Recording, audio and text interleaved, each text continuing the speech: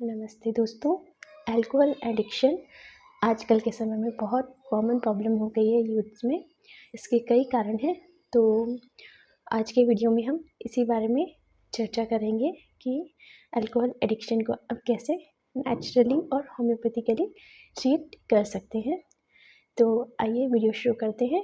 जो अल्कोहल है वो एक तरीके का नशा है जो अंततः आपको बर्बाद कर सकता है, आपको बीमारियों से ग्रस्त कर सकता है।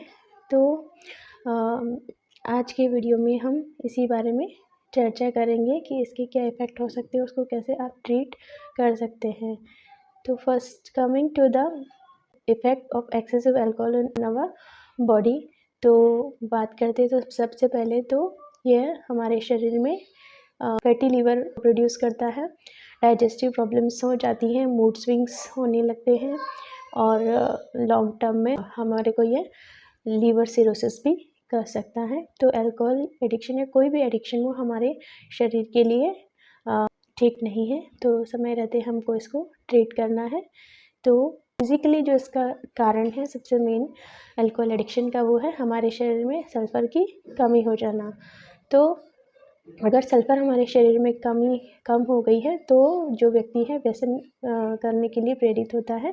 तो इसको नेचुरली ट्रीट करने के लिए एक नेचुरल उपाय मैं आपको बताती हूँ। इसके लिए आप अदरक के टुकड़े लीजिए और उसमें नींबू और काला नमक मिक्स करके सन ड्राइड करके एक एयर टाइट कंटेनर में भर कर रख लीजिए। जब भी आपको किसी भी चीज़ को लेने की, नशे को करने की क्रेविंग हो तो आप उसमें से एक टुकड़ा निकाल के अपने मुंह में रख के चूस लीजिए।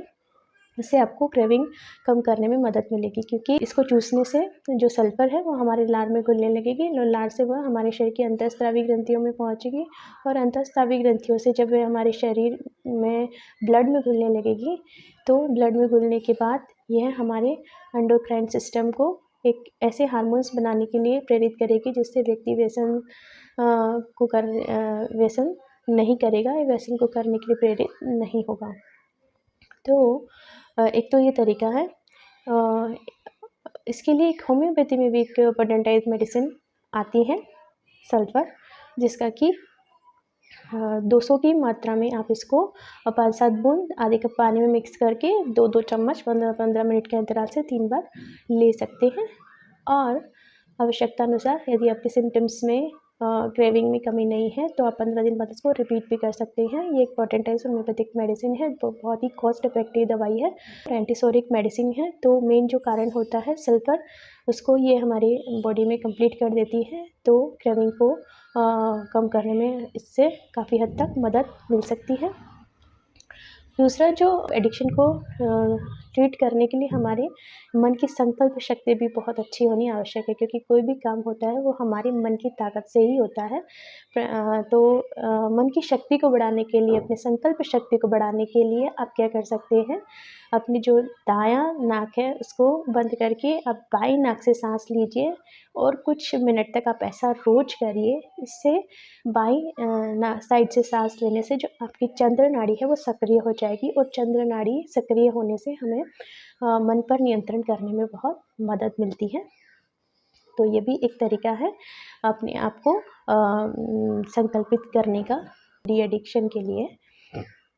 दूसरा, इसके जैसे कि मैंने एक कॉमन मेडिसिन डिस्कस की होम्योपैथी की, वैसे कई कारण होते हैं इसके और कई मेडिसिन भी होती है सिम्टम्स के हिसाब से, इंडिविजुअल के हिसाब से। तो उस पर हम अभी नहीं जाएंगे। कुछ कॉमन दवाइयाँ होम्योपैथी में होती है जनरल, उसके बारे में हम चर्चा कर लेते हैं। तो एक बहुत अच्छी दवाई आती है होम्योपैथी में, उसका नाम है सल्फ्यूरिक एसिड। इसको आप मदर टिंचर की फॉर्म में ले सकते हैं, लेकिन इसका जो इंडिकेशन है वो ये है कि इस अल्कोहल लेने के बाद पेशेंट को जो है बहुत ज़्यादा वीकनेस, डिबिलिटी महसूस होती है। तो एक बहुत बड़ा इंडिकेशन है इस मेडिसिन को लेने के लिए। और कई जो क्रॉनिक अल्कोहल लेते हैं पेशेंट, तो उनको भी अगर वो अल्कोहल छोड़ेंगे तो उनको विड्रॉल सिम्टम्स आएंगे, जैसे कि मूड स्विंग्स, थकान, चिड़चिड़ापन, हाथ पैर का कांपना। तो इन सब चीज़ों को, विड्रॉल सिम्टम्स को दूर करने के लिए भी एक बहुत अच्छी दवाई है। तो इसको आप मदर टिंचर की फॉर्म में 10-10 बूंद हाफ कप वाटर में दिन में 2 से 3 बार ले सकते हैं। दूसरी दवाई आती है क्वार्कस क्यू, यानी इसको भी आप मदर टिंचर में 10-10 बूंद दिन में 2 बार पानी में मिक्स करके ले सकते हैं। तीसरी जो दवाई है वो है स्टरकुलेरिया क्यू या मदर टिंचर, इसको भी आप 10-10 बूंद दिन में 3 बार हाफ कप पानी में मिक्स करके ले सकते हैं। ये कुछ दवाइयाँ हैं जो जनरलाइज्ड मेडिसिन्स हैं, लेकिन अगर आप चाहते हैं अच्छा ट्रीटमेंट करना तो आप होम्योपैथिक फिजिशियन से 1 to 1 कंसल्ट करिए और आपके प्रॉब्लम्स के लिए उनसे समाधान लीजिए, वो आपके लिए अच्छा रहेगा। उम्मीद करती हूँ वीडियो में दी गई जानकारी आपको पसंद आई होगी। अगर आपको वीडियो अच्छा लगा हो तो वीडियो को लाइक कीजिए, शेयर कीजिए, सब्सक्राइब कीजिए। मिलते हैं अगले वीडियो में एक नई जानकारी के साथ। तब तक सभी को सादर नमस्ते, धन्यवाद।